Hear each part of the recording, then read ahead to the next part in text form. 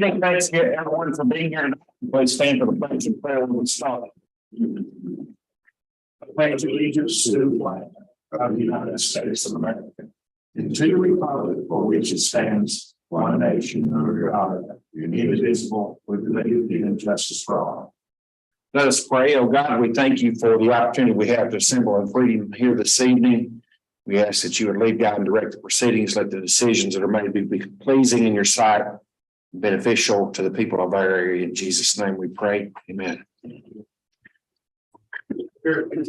Yes, sir. Anybody that wants to speak on it, I can get them to come to the mic. We'll do that so that folks can hear. Absolutely. Again, thank you all for being here this evening.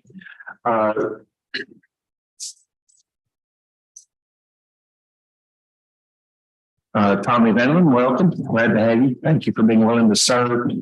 We have a quorum present this evening, so we can conduct business as required. We have a set of minutes from our February 7th, 2023. I move to approve the minutes as submitted. Second that. Proper motion and second. All in favor say aye. All opposed, motion carries and the minutes are adopted. This evening we have three rezone requests. The first one is for property at 207 South of Main Street, currently zoned R2. The request is to rezone the property to R3. As with any rezone request, we are required to have a public hearing. So I will call that public hearing to order now.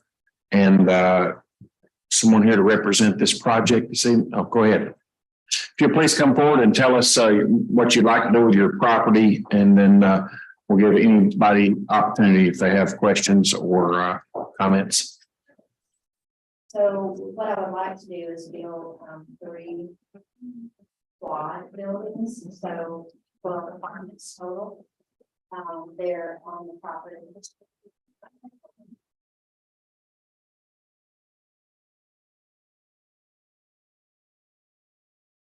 And I'm going to make an assumption that the present R2 zoning wouldn't be enough space for that many apartments. Is that right? Okay. Okay. Anyone else wish to be heard on this rezone request? Hearing none. Commissioners, questions, thoughts, ideas? Properties on South Main, left-hand side of the road there, south of the tracks. Looks like Mr. Goss got apartments right at the beginning, duplexes. Certainly the area has already that kind of I'm gonna come here on around the drive, long way. With the drive. Yeah. Will they back up? Yeah. So what we'll do is, it's a long, narrow lot you can see there. So they'll go down one side, back to the side. More than likely that's up on the right side. How many units did you, I didn't hear what you said. How many units you plan on putting in there? 12 total. Oh, okay. 3 quad buildings. Okay.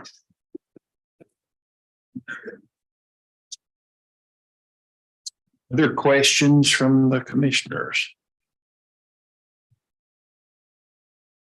Just be mindful that you'll have to make sure your setbacks and all of that. Okay, that's fine. Well, we wanted to have more of a setback. Sure. I just wanted to make you aware of that because you'll have to plot it out and James will have to look at it to make sure it falls within the guidelines before you pull your building permit. Well, my dad's a builder here. Okay. So all of that. And ma'am, you understand the screening requirements between R3 and R1 against it, right? I think isn't on one side R1. It looks, yeah. I believe the east side of that may be, but I don't. Is it the north side? The north side is right. That's So a Leroy's will be R3. Yeah. Yeah. So I thought. That's a house. Yeah. Is that, how is that zone to the north of that? He's about to show us.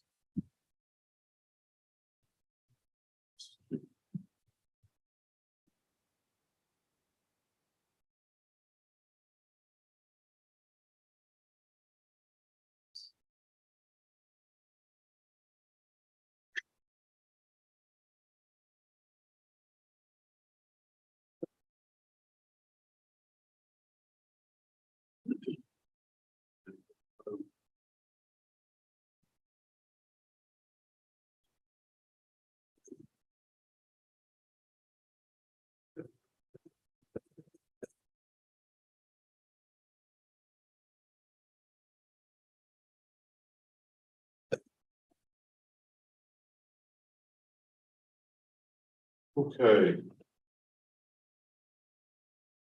It's right now, it's all, looks like R2. R2. All around it. Yes.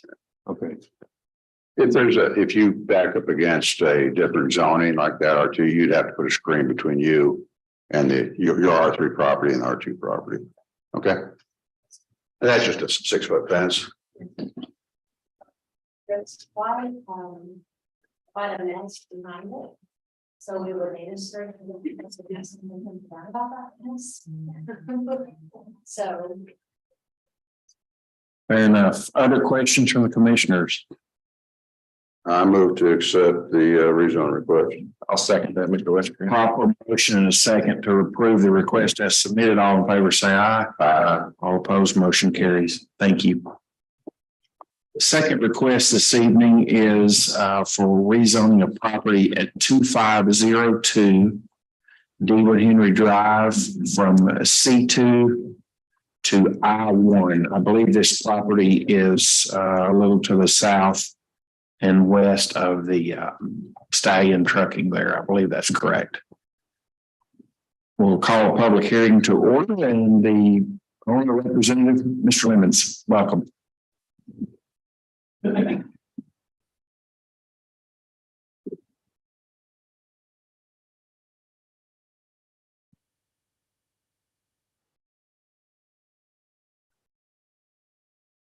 you, Mr. Chair. Appreciate the opportunity to be here.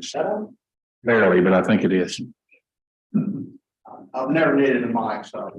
You've been a politician, just speak up. I'd rather, I'll pull on out there and talk about the same before. So anyway, I'm here tonight, representing the owners of this property. This is where the actual place is. That's located, there on Beebe Henry Drive, going back to Ward. It's on the west side of the road. And, what they would like to do is to, in fact, Mr. James brought it up there. They're wanting to add on a building in the rear of the property. That's the dark rectangle there. And getting ready to do that, they built the pad up, and then they found out that they had to have permits in the city, and just didn't know any better. And so they contacted Mr. Squires, and he got them what they needed. They contacted me, and so I was helping them with that. The reason that we need to rezone this property is this is a manufacturing facility that's in a C2 zone, has been for many years. The building that we're wanting to build in the back is going to be a storage facility for materials that they receive. Caps, axles, things like that. What they do here is they literally are a pure manufacturing company here. They're not a foundry. They have another location where the metal is worked, and then they bring it up here, and then they put everything together. And I don't know if you've ever been through the facility or not, but it's very interesting. If you've ever seen that show, How It's Made, they should come down here and film in this location. It's really a neat process. But the reason we're here tonight is because for them to be able to build a storage facility like they're intended, we have to go with an I zone, with an I1 zoning. If we go with a commercial zoning, a whole bunch of other criteria kicks in, and that will make it pretty expensive. And so, being that it's an industrial facility, and even though it's zone C2, we would just like to bring the zoning up to what the property is presently being used for. And with that being said, I'd be glad to answer any questions you may have. I have one. I'm just curious, is what they're planning going to do anything to, correct me if I'm wrong, the west side of this is along the freeway. Is that right? I think it is. Yes. Is there anything about this building that would make it particularly undesirable to look at on the freeway right before you get off or anything like that? I'm not expecting that. I'm just asking. No, it's back about there's a tree line that follows the right of way line there. So that is a ready-made fencing or Gotcha. barrier, but no, this is going to be not for build building. It's just going to be used for storage. That was my only question. So is there any storage on the property now that's already in the same category as what this is gonna be? They're using the back part of their building for storage, and also they have another location to have storage stuff because they don't have enough room. So why do we need to change the zoning if there's already facilities that are gonna be the same as what they're building that are already on the If we property? can find a way to work within the code requirements that we wouldn't be here tonight. Well, conditional use would allow that. I mean, I understand what Derek's asking. If we change the zoning in order for them to build this new building, the building that's actually on the property now does not conform with our commercial policies either. Right. So the only way really to do that would be with conditional use, and Is that something we could I opt out of the rezone to not get a conditional use tonight? Since it's advertised, everything is basically the same. But they're literally held up. I mean, they got their dirt there, they're ready to go. They can't do anything until we get the issue behind us. James, I assume you told them rezone's the way to go. Is that fair? Yes, it was my suggestion to them. Since they're a manufacturing facility, it would fit better in I. Let's see too. I'm going to agree with James on that because under the manufacturing, light fabrication and assembly process does fit, that's permitted use within that. It does give specific requirements for physical appearance and screening that are required within that. Is there going to be any outdoor welding? No. Okay. No. But owners are here tonight. I apologize. Any questions I can't have, I'm sure they can answer. No. What about noise? No, no more. We're looking to move part of our storage there and turn the back of it into another line for production. Okay, but So anything, so nothing you're actually doing at the business is gonna change, other than you just need more storage. I've got part of the tornado shelter lease and we're storing over there and we have to run back and forth on the road. And, so it's just equipment that's going to be moving around outside, moving material around, right? Okay. Is that everything? You understand the screening requirements that we're going to expect, especially visibility of people exiting the highway there. Yeah. Okay. It's just a 6-foot fence. No, shall not exceed 10 feet high. So my issue with it is, I don't have an issue with you and what you're doing. I think it's really no difference. The issue I have with the rezone is, I know Stallion Transportation is just bought a neighboring property with the intentions to be here long term and have been here for a long time to this point now. And I don't think they have an issue with what you're doing now. I think the issue is if we turn it into an industrial park or complex or whatever it may, or zone, and you do outgrow your facility, you bring somebody else in.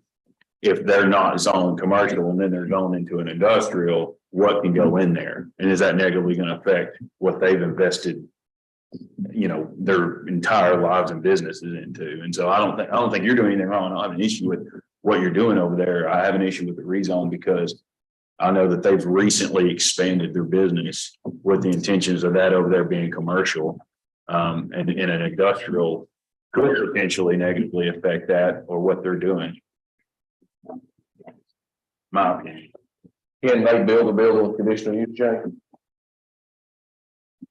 My understanding is, if you issue a conditional use permit, you have to go ahead and do that. And just state, We need to continue with our public hearing to hear any other. Yeah, because I don't think we specifically get into the manufacturing within commercial development there, C2. And even the. It sounds like, though, correct me if I'm wrong, it sounds like it's more of an assembly than anything, correct? it is. Yeah, I mean, playing devil's advocate, but if we gave them a conditional use, I mean, that would be the quickest and easiest route for them as well. And then it alleviates the fears of the Rice family. Can you find a conditional use we can give them that would apply? I think it's gonna be tough within the C2. I mean, In all fairness, isn't already currently in compliance as it is, you already have those buildings that are going to be essentially the same thing. You're just building another one. Am I right? I mean, I'm asking, I don't know. you do as a commission have the opportunity to put something else in the secret list. right. Yeah. Right, and the concern is some of those otherwise excluded, which would be the automobile wrecking and junkyards, the paint and body shops, that kind of stuff. That we run into. with it. I guess my question would be, if we go the conditional use route, I'm not necessarily opposed to that.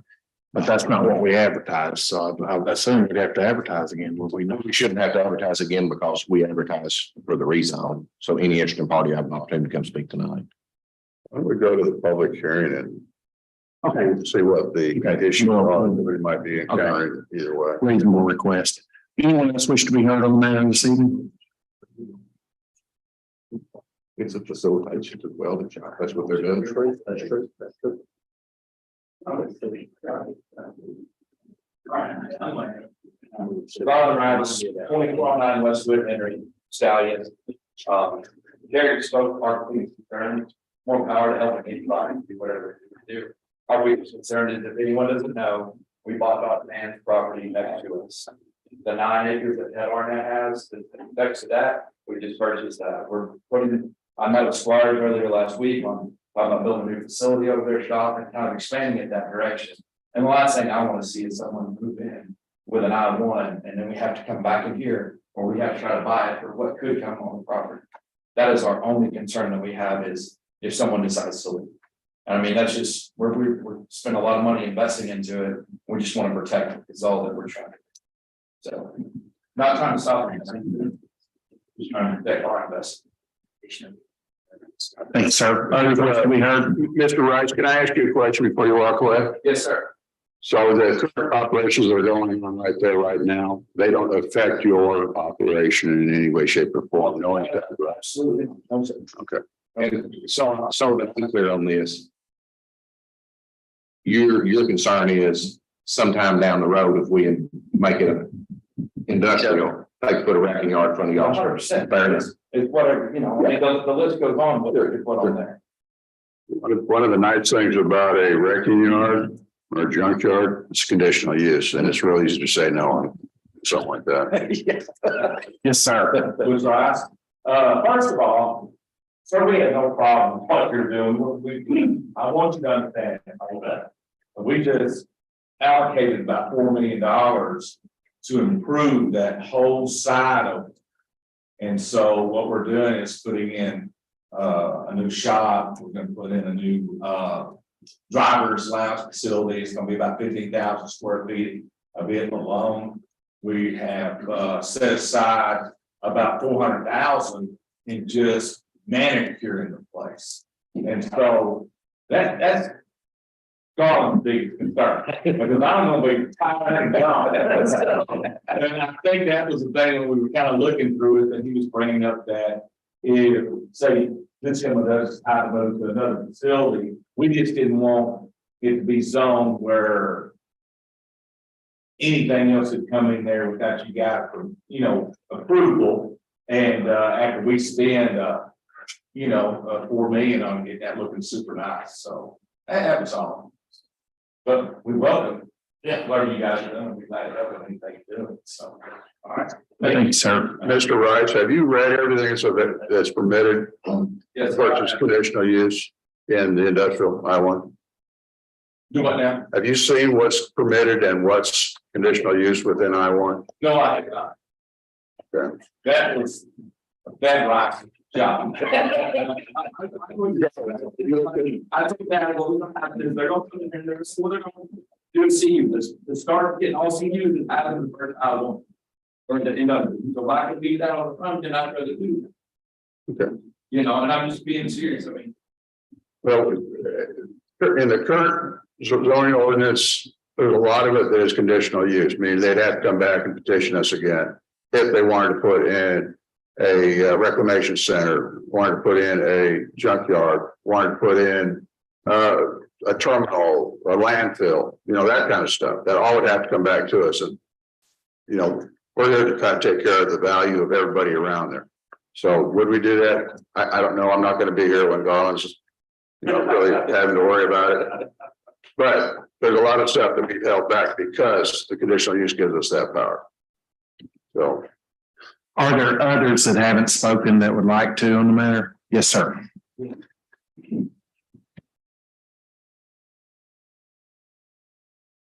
I'm Dee Joe. I'm the general manager of the Access Plus, and while I was on the reason we're here It's because Mr. Squires recommended, so as far as building. I don't care as long as I build a building, we're at our max, to grow, to be we employ 64 people. That we got employed there, that we put paychecks.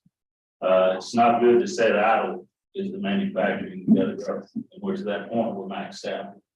And all we want to do, I want to turn our back facility into production, turn that into storage. I've got, I don't know, probably $2 million worth of product stored at the tornado shelter. I want to be on my property right now. That makes sense. And that's kind of what we're doing. You bet. Nothing, I want to work with the neighbors, want to work with everybody here. I just need to build a building. That's kind of what it goes down to. And I'm from Mount Vernon, and we jumped the gun. And he was kind of upset with me, but after he talked, he realized I really didn't know what I was doing. But that's what we're coming here. I'm sure we'll figure out something. Let me ask a question. I'm just curious. Any other C2 property in Beebe, if a building exists and somebody want to build a storage building, as long as they met setbacks, would they not just get a building permit and put it up? I'm asking, I don't know. In C2 commercial, the book plainly says that they have to meet those building capacity. Now, if it's an industrial district, that those standards go away and they can build a warehouse. So the issue in your mind with leaving the zoning the same is the building would have to be a little bit dressier.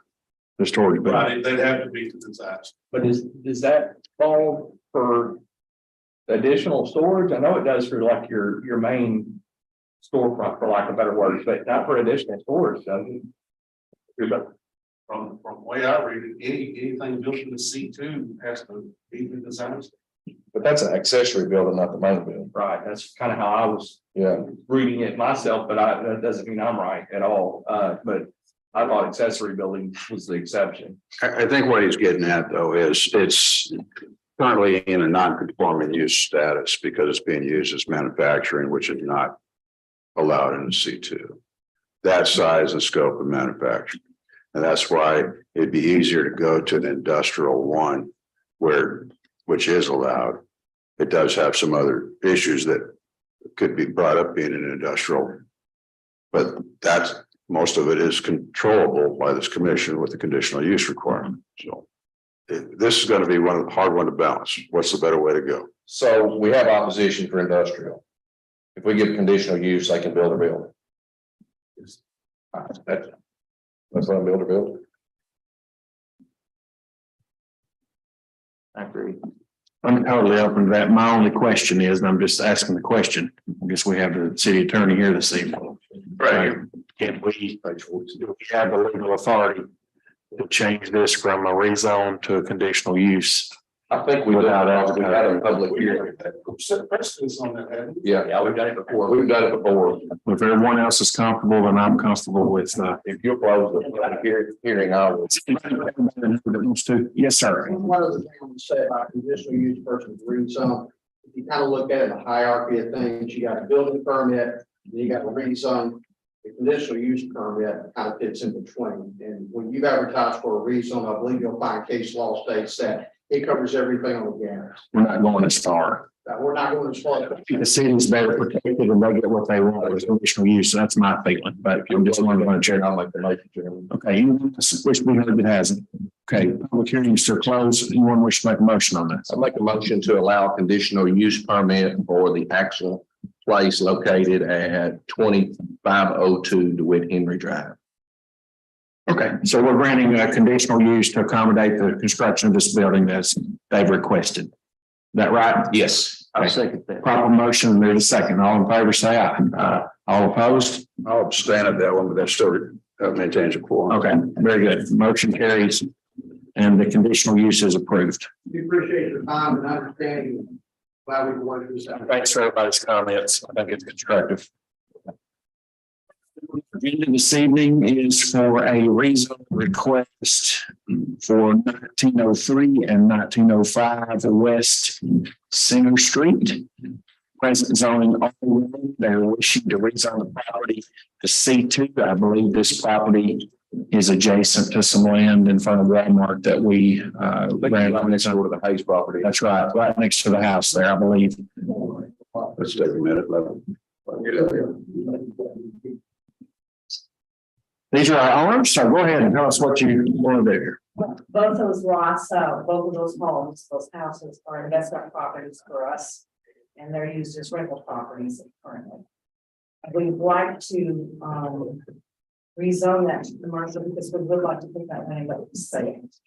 The property is basically Mr. Hayes' property a couple months ago was rezoned to commercial, and we know that when that land sells, we will lose that shared driveway. We brought that up the last meeting, so this seems to be in our best interest. For we are asking for the rezoning for resale purposes. Fair request, just to be formal here, we'll call a public hearing to order. Having heard their plans, is there anyone else that would like to be heard on this rezone request? Okay, hearing none. Commissioners, questions of the owners here? Any? May not. It makes sense, it's right in front of Walmart, it's highway commercial. I agree. I think it's just a. Well, it shouldn't be anyway, really. Yeah. Any further comments? Someone wish to make a motion on this? I make a motion to rezone the 1903-1905 West Center from R1 to C2. Second. All right, I'm gonna go into the discussion. Okay. And I just want to point this out, commercial property against residential property requires a screen. However, in this instance, I don't think it's going to require a screen until it becomes full commercial. Correct. Does the commission agree with that? Yeah, because it's in essence grandfathered in. Grandfathered in, but as soon as it is sold, it'll require a screen. So that will need to be in your bill of assurance That they build a screen. that they will have to screen the residential property against your commercial property. Well, they would be coming to the city to get permits. Yeah. And such, advise of that time also. Yep. Correct? Yeah, and I really need to be in the bill of assurance, because otherwise they're going to say we didn't know. Okay. I will look at the religion for that. Sure. All right. Very good. Thank you. Thank you. Thank you. We have a motion and a second to rezone as requested. Any further discussion? All in favor, say aye. Aye. All opposed, motion carries. And the rezone is approved as requested. James, you want to kind of outline for us the item you sent an email today about adding to the agenda? Yeah. You want to speak for yourself, kind of include the commissioners in on what you're going to do, and then we'll walk through this review here in a second. Yes. Good evening. Hi. I'm sorry. Sure. Well, I'm looking to build a basketball training facility out on Highway 54, 27. It'll be about a 14,000 square foot facility that will house basketball programs and after school programs. Training is what is on that behind. I'm looking to be able to get a building permit to build it. It's already done C2. No, that's pretty much it. I'm going to say it as a like. All right. James, what are we looking at here? Okay, this is city plan. This is this plan. There's a few things that I went through here. We'll go through. Right now, we need to determine for sure how much parking is going to be required for this building. If you look at number 6 under the regulations, under the parking regulations, which is where this building would fit, that requires 254 spaces. They have 86. It is planned. So I would assume that the commissioners would want to find some kind of compromise, either that or he's going to have to find something. So let me ask a question. As drawn, is that the scale with the land? Feel free. Sorry. Yeah, it's the scale, but we've had it redrawn, move the building the west 20 feet, and put the building on the property line itself. And that'll offer a whole row of parking on the east side of the property, and my estimate is 44 to 50 more spots. When you pull in the driveway, looking to your left, there'll be another row of parking. All along that property line. What did you deem, I mean, how many parking spaces do you need, Nate? Well, I mean, 86 and 50, 130 something, man, the 6 would be fine. But, meet requirements for right close. It doesn't sound like there's physically room on the land that exists to get to the 200, whatever you said, but I mean, Was this before or after Walmart was ruled? Because Walmart doesn't have enough parking spots according to now. Well, I've seen it all along that y'all would find some kind of compromise. Okay. Yeah. How many parking spots would you think that you? I mean, you're gonna need. On a busy, your worst day, how many do you think that? I'll sign 200. But I mean, everybody's not gonna drive, I mean, let me folks ride together, everybody's not gonna bring 2 cars. How many square feet is it? 15, 14. 14,011. Walmart. This is 280 parking spaces. Wow. Do you anticipate having half that many clients there at any one time? I mean, it's a basketball court, right? Well, I'd be concerned about tournaments, would be, and that would be probably not, I wouldn't suspect every weekend, I mean, I don't know. No, not at all, not every weekend at all. Any kind of tournaments or anything? Yeah, I do go tournaments, they have those, but Because that would be the biggest. It's only one full court though, right? yes, So there's only one game, right? So many per square. Right, foot. but for lives or for tournaments, I would never use the half court, that would strictly be for training purposes. I think pretty much out there. For assembly. Our high school don't get that many It's- people. that's- That's not bad. Walmart's really good, but you don't have to pay houses about it. Still, it's 150,000 square feet. I mean, The bleachers, no way.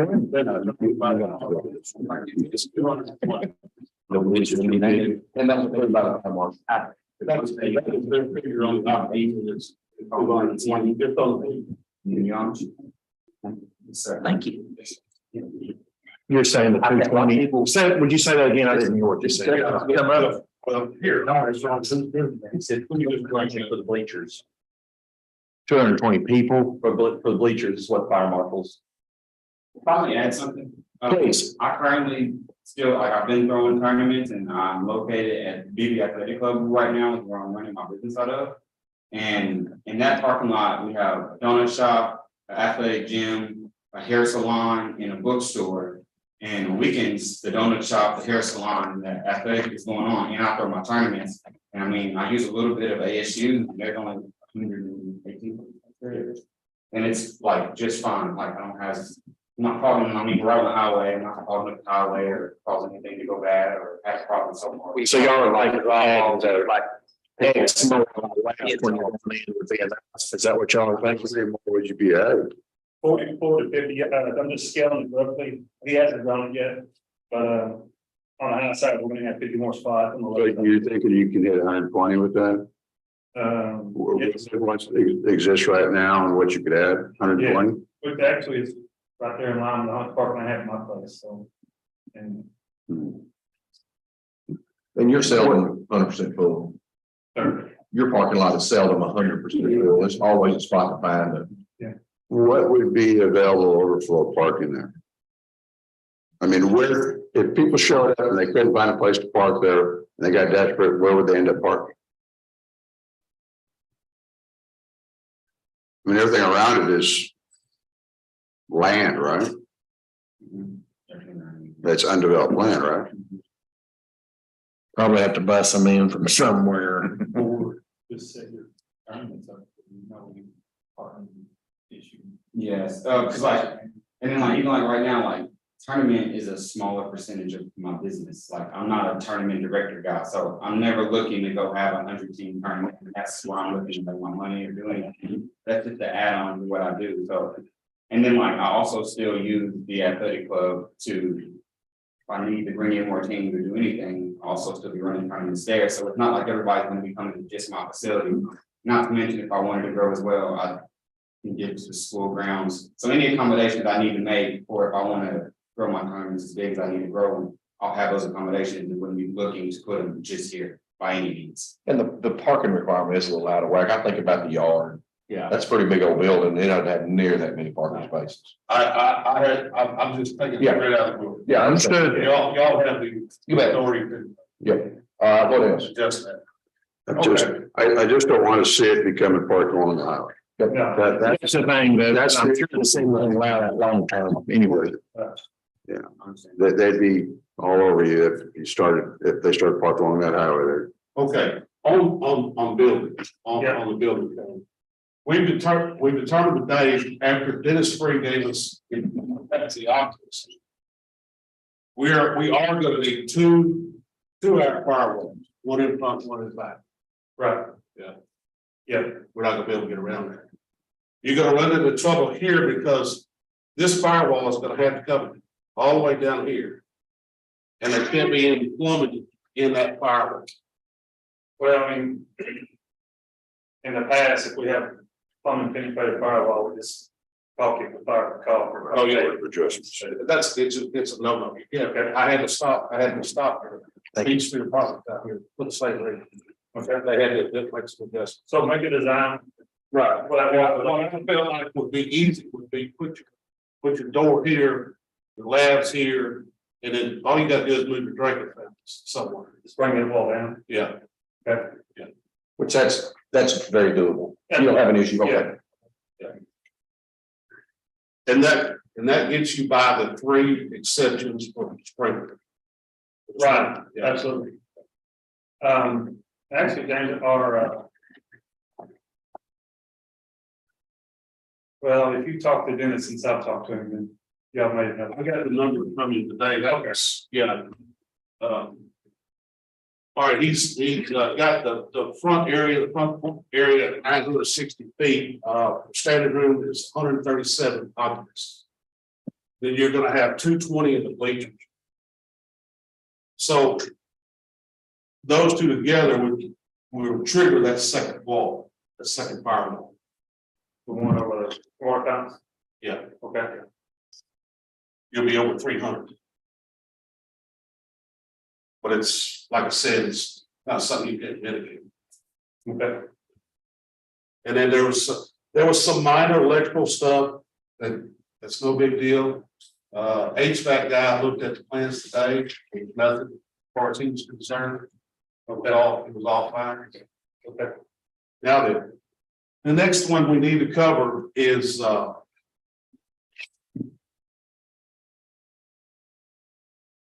drainage. On the drainage on this thing will drain 4.7 cubic feet a second. Kyle, is that right? That's a pre-development. Yeah, it's pre-developed. When you develop it, it's gonna be 10 cubic feet a second. He's gonna need to put some retention or detention in his parking lot somewhere. And Kyle can speak to that. Yeah, so the new stormwater ordinance, they require commercial to design around a 25-year store. So the engineer that had designed the site, had taken counts, and there was a 10 post-development fee and a 4.7 pre-development. So you're talking about a minor flow. I mean, it does double the flow, but it is minor. So he requested a variance to the ordinance. However, there are 2 downstream structures that are private structures, they're private driveways. So to avoid that issue, I would recommend just staying with your ordinance. That way you don't have to upsize those culverts. You're not going to have any change to the pre-development flow. So if you ever had an issue with the driveways, you can say, well, the city mandated no change to pre-development flow. So that would require some type of retention, or you have to do forced pavement or something to reduce the amount of runoff, reduce that peak. You're talking about pretty minor. I ran a quick count, we're talking about 14,000 gallons of retention and an outlet structure to control that release. So it's not major, but it'll be another cost. Since I'm not a drainage expert, I'm gonna ask a question. I mean, between the parking lot and the building, we pretty much got this land full. Am I wrong? Am I missing something? No, it's, Yeah, be under the lot. That would probably be the easiest thing to do anyway, is just put a storm chamber under the parking lot. There is definitely a water problem there now. you could speak to that, can't you? Yeah, That's about Duggar-ish, right? Yeah, Promises and a so on. lot of it is not necessarily coming from that direction as much as it is improper culverts down Davidson Road. But it does become a major problem, one that we can't really afford to add more to. Yeah, it's one of those places where like, if you look at the flows, you're adding only 25 years, it's only like a 1% increase. So it really won't change the design of the structures that are required. But the problem is they're private structures. If it was a city structure, you'd be like, okay, well, if you make sure it meets the 25-year flow, we're fine with it. But in this case, it's out of your control, basically, with two private structures. So that's why. Everybody here knows. Same. If we increase the water downstream of those private properties, where we're going. Well, is the structure he's talking about something y'all can deal with or have you thought about? Or? Have you factored in the cost of that into the total construction plan? Yeah. They'll fill up, take the rattle out of it. They'll fill up, retain it, until you control it. Yeah, it's gonna add cost definitely. You gotta catch everything. You'll have the curb, the pavement, and then catch it, route it into the detention, and then without that on. For me, I mean, for a 1% increase. I don't think it's worth $100,000 to, you know. It just seems to me excessive, in my opinion. Well, we got private citizens that live by there that it's gonna be affected by, and we're telling them that it's gonna affect them. Yeah, I don't have to own that fact, you know, I don't know, I mean- Both sides for them, it's an issue, if there's room and we can do it, we can look into that, but, we got the ordinance passed for a reason, so that we can start handling some of these drainage problems. If we, first thing we do is turn around and start giving variances. Then why did we pass? Mr. Breckenridge, it's more than 1%, correct? You take the 25-year, and we're talking about the big ditch. So once you get, yeah, I mean, on the side, it's a doubling of the big flow. But to get to the big ditch, the 25-year flow, which is what the structures that are on as you go downstream. Yeah, it is a very small increase, so it wouldn't change the size of those structures more than likely. However, they're probably not sized right now, of course, nobody had any control over that, but the first storm that washes out that driveway. I mean, if they see construction upstream, you know what they're gonna blame, it's too out there. And those private structures are not on public right of way, is that what you're saying?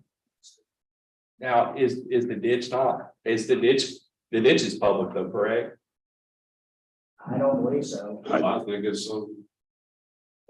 What I was thinking is, if it is public, it might be cheaper to spend $5,000 than put through culverts in and 100. It's got one culvert. Who's the other culvert? It'd be Mr.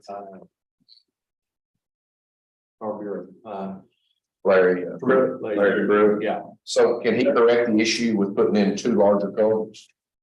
my father-in-law's culvert's it's a 48 or bigger, it's a giant culvert. So I know it wouldn't be an issue, and he's the furthest downstream, but I don't know about Mr. Pruitt. Which, Yeah, I don't think that, like I told Dave and I talked about this, I mean, normally if you could, if it was a public structure, you would probably do the variance. However, with the private structure, it's kind of outside the city's control, so even if he makes a recommendation, they approve it, and they say, oh yeah, we're fine with it. But then they get a big flood and their driveway washes out, or they, or who are they gonna blame? It's just, you're kind of in a situation where the city's probably gonna be blamed for any wash out of that driveway that occurred after this construction. Mr. Young, have you talked to the landowners downstream concerning this, what the water flow, have they been talked to? No, we didn't really know that was an issue. Well, The shape of the property now, though, it literally slopes away from that big ditch, does it not? It appears to, it doesn't really slope. But first they're regrading everything to the ditch. But, yeah, part of it, he's got existing, that. A lot of the problem, at least on the Davidson Road side, I'm not talking about the ditch itself, but a lot of the problem is the Highway 64, the state doesn't have a ditch. You know, that is really what creates the biggest problem is they don't have a ditch coming off of Highway 64, so. That ground act essentially comes off of the 64, runs, you know, in between all the houses, basically. Well, my question now is why is the water flow gonna change after you put the building up? Displacement. Yeah, because you don't Well, have. it's opening up on the graph now, where now it's all gonna be built in the parking lot. Yeah. But it's got to displace and it's going to displace back down. Nothing over it there. So what we see a lot of times with houses is if they put sod around the house, the sod, the net effect is almost zero from a house building. If it's sod, that'll catch it all. But in this case, it's going to be hard surface parking in the whole property, basically. So there's nowhere for it to absorb. You're That's talking my about understanding. much building 14,000 square foot tank. I would think that'd be a maintenance. It's like 80 feet of storm chamber, which is like 5 feet wide. I mean, I don't know, it'll be a significant cost, I'm not saying that at all. You have to estimate, you put it back over gravel, then you're gonna have to route it to the boxes, route it to there, route it out, and control the release. So I mean, it's definitely a significant cost. But you have to deal with private ownership downstream.